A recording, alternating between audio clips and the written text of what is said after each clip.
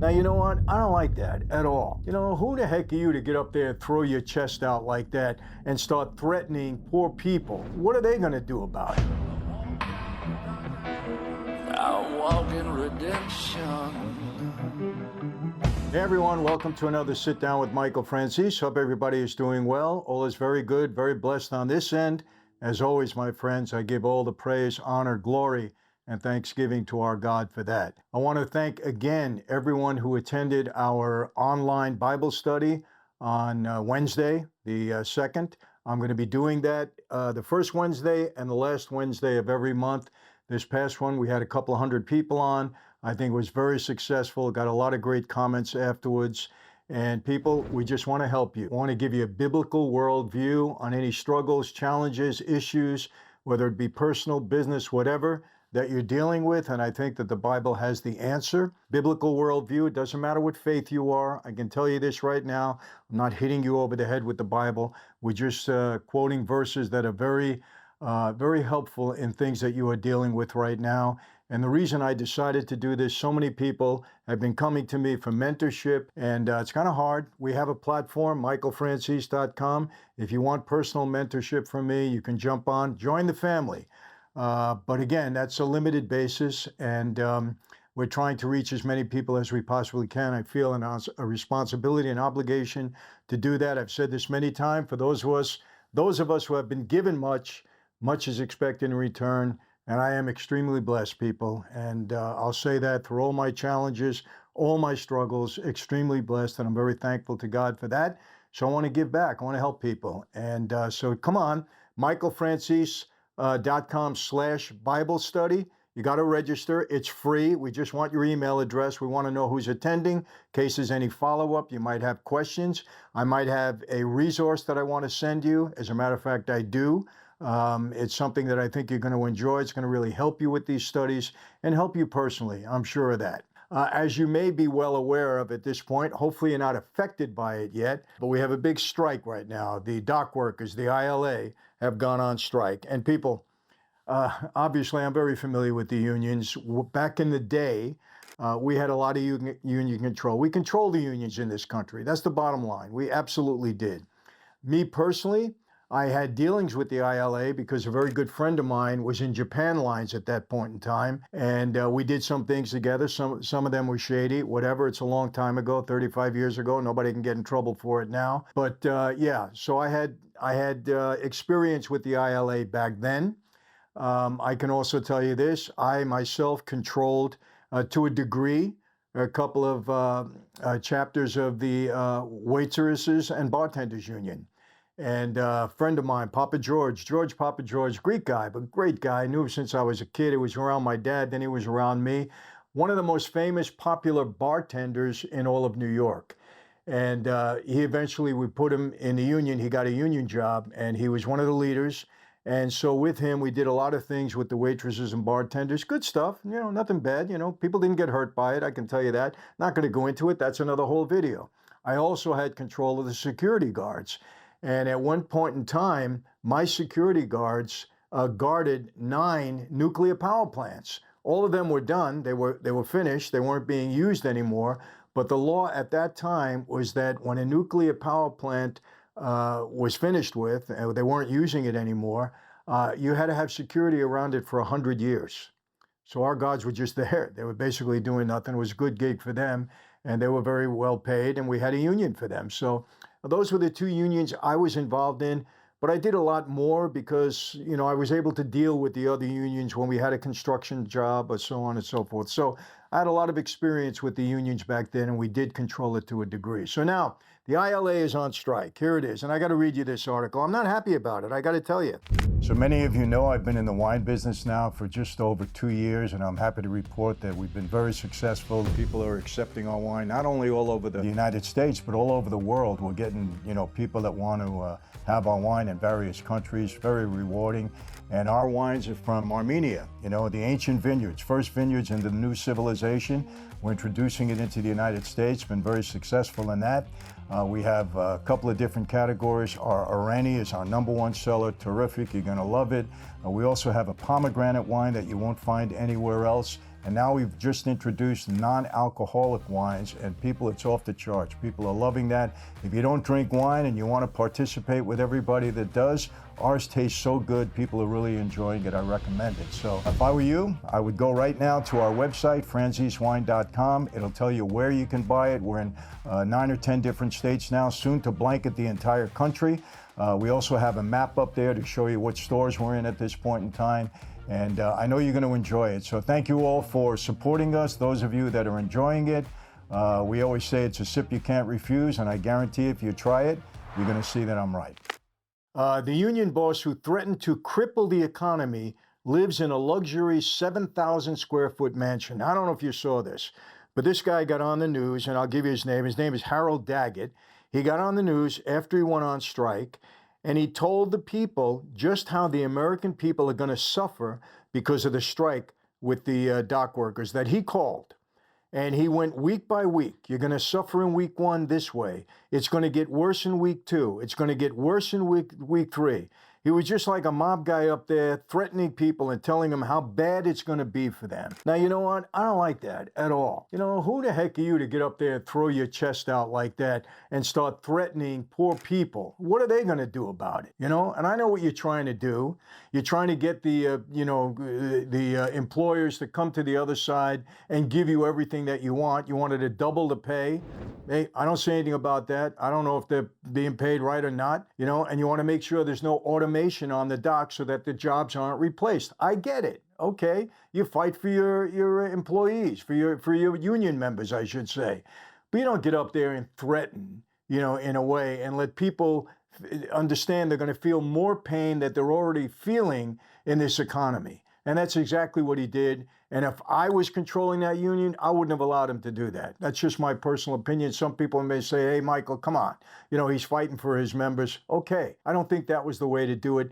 Not in these times. Wrong way. Harold Daggett, the union boss who has vowed to cripple the U.S. economy if ports don't ban automation and raise dock workers' wages sharply, had a Bentley convertible parked outside his sprawling mansion in New Jersey this week, exclusive photos obtained by the Post, New York Post, revealed. Photos taken by drone on Tuesday show the British luxury car parked with its top up outside what appears to be a 5-car garage that's connected to 7,136 square foot Tudor-style home by a covered skyway. Okay, so this guy's living the life of luxury, making a ton of money, you know, as the union boss, and I don't begrudge him that. If that's what the salary allows and that's what it calls for, hey, fine with you. But you get up there and you want to cripple the American economy? That's the way to deal with it. And I'm going to get into this a little further. This all could have been avoided. There didn't have to be a strike right now, and I'll tell you how. The hulking 2-story mansion located on a 10-acre property in Sparta, a leafy enclave 50 miles west of New York City, encircles a spacious backyard patio with an amoeba-shaped pool.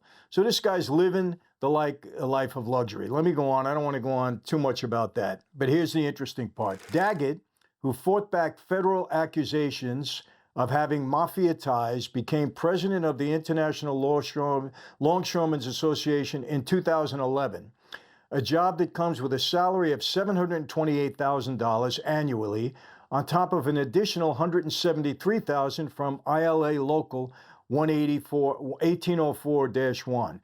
So he had a local that he was getting paid for, plus getting paid for his presidency.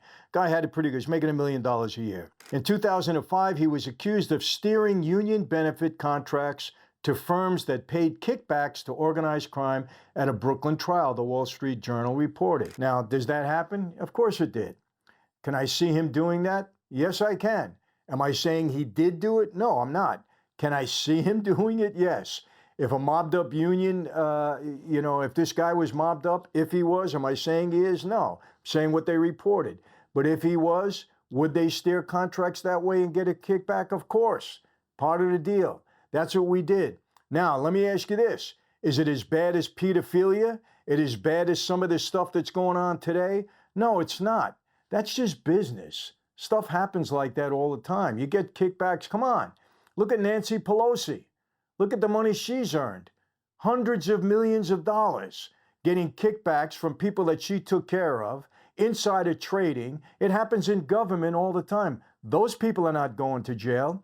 So if you're steering a contract to a friend, a family member, or they're paying you a little money back, okay, maybe it's illegal. Maybe you're not supposed to do it.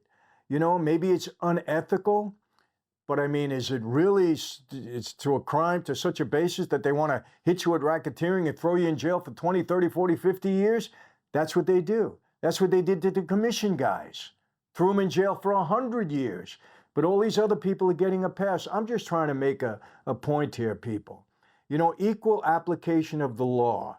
But I've said it before and I'll say it again. Why do they come after organized crime, guys? Very simple. We're easy targets. You come to us, we don't shoot back. We hold out our hands when you arrest us, and we go to court. We put up our bail. If we get bail, we hire an attorney and we go to trial. And if we lose, we go to jail. And we make headlines. John Gotti made the biggest headlines there is. My father, even myself to a degree. But all the guys, they make headlines. They make careers. Now, let me temper this, okay? Yes, there is violence a part of that life. But most of the time, we took an oath that if we were to step out of line, we can pay for it with severe consequences. We didn't have pedophilia going on. We weren't attacking communities. We weren't robbing out of stores. We weren't doing stuff like that, okay, that you see going on today. And where's the intense, enforcement of these things? I don't see it. I'm sorry. I don't see it in San Francisco. I don't see it in LA. I don't see it in Portland or Seattle or New York or Colorado. I don't see it. Why? Why not? Let me read on. Daggett took the witness stand in this trial that year after federal prosecutors charged him and two others with racketeering. Okay. He described himself as a target of the mob, though a turncoat Mafia member had testified that Daggett was a member of the Genovese crime family, the New York Times reported. I don't know if that's true or not. I have no information on whether he was a member or not. During the course of the trial, one of Daggett's co-defendants, Lawrence Rickey, an alleged Genovese associate, disappeared. His body was found weeks later decomposing in the trunk of a car outside a New Jersey diner. I don't know, was this guy going to snitch? What happened to him all of a sudden? Who knows? That's mob stuff. But again, he was an alleged, Genovese guy. So wasn't a stranger on the street, wasn't pedophile, wasn't sexual abuse, wasn't any of that. This is what we did within, our organized crime groups. Is it right? No. Murder's never right. I'm not saying it's right. I'm not trying to justify it. I'm just kind of comparing it to some of the stuff we see going on today that's just going on. These people don't go to jail for the stuff that they're doing. Diddy, finally, after 20 some odd years, okay, it gets locked up. And don't tell me that people didn't know that this was going on with Diddy. That's impossible. Not when you got hundreds of alleged victims.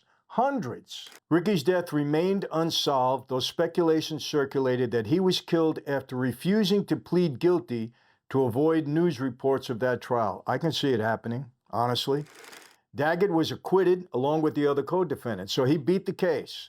So you can't say he was guilty. He beat the case, whatever it was that he was accused of. The 78-year-old boss, who was often seen in public sporting a polo shirt and a chunky gold medallion around his neck while casting himself as a staunch advocate for blue-collar workers, and maybe he is, also previously owned a 76-foot yacht, according to reports. They're going to be like this, Daggett said, grabbing his neck in a choking gesture during an interview last month as it became apparent that the union and the United States Maritime Alliance, the group negotiating for the ports, would fail to reach agreement on a new contract. I'll cripple you, he said. I'll cripple you, and you have no idea what that means. Nobody does, he said. Well, what does it mean? He basically told us, week by week, the economy is going to be crippled. People are going to suffer. They're not going to get their goods on the shelves. A lot of bad things are going to happen, and he came up and bragged about it. Now, again, that's his negotiating style. I just don't think it was appropriate. The foul-mouthed union bosses apparently dug in his heels for a protracted strike. I don't have a blanking crystal ball between my legs, this is a quote, but it will last very long. I will tell you that, he told the Wall Street Journal. More than 45,000 dock workers went on strike on Tuesday, this past Tuesday, last week, shutting down 36 ports from Maine to Texas for the first time in nearly a half a century. The last time they went on strike was in 1977. I remember that. The dock workers strike, their first since 1977, could snarl supply chains and cause shortages and higher prices if it stretches on for more than a few weeks. It is also costing the U.S. economy more than $3 billion per day. Can we afford that now? No, we can't. Beginning after midnight that last Tuesday, the workers walked picket lines Tuesday and carried signs calling for more money and a ban on automation that could cost workers their jobs. I kind of understand that. Everything's going automated now. But you know what? After COVID, people don't want to work. And companies still have to survive. So what are they doing? They don't want to go through what they went through with COVID the last time. And I understand that. People don't want to work. So these employers are saying, what are we going to do to survive? They're going to automation. Do I like it? No. But if people would go back to work, you know, maybe they wouldn't look that way, but I don't know. That seems to be the thing of the future. Experts say consumers won't likely notice shortages for at least a few weeks if the strike lasts that long, though some perishable items such as bananas could disappear from grocery stores, although at this time of year, most other fruits and vegetables are domestically grown and not processed at the ports, according to Alan Seeger, president of the Produce Distributors Association. In anticipation of a strike, most major retailers, I'm giving you information, also stocked up on goods, moving ahead shipments of holiday gift items, because toys and everything could be affected by this. The USMX said both sides did budge from their initial positions. The alliance offered 50% raises over the 6-year life of the contract for the employees. Comments from the union's leadership had briefly suggested a move to 61.5%, but the union has since signaled that it's sticking with its initial demand for a 77% pay increase over 6 years. We have demonstrated a commitment to doing our part to end the completely avoidable ILA strike, the alliance said Tuesday.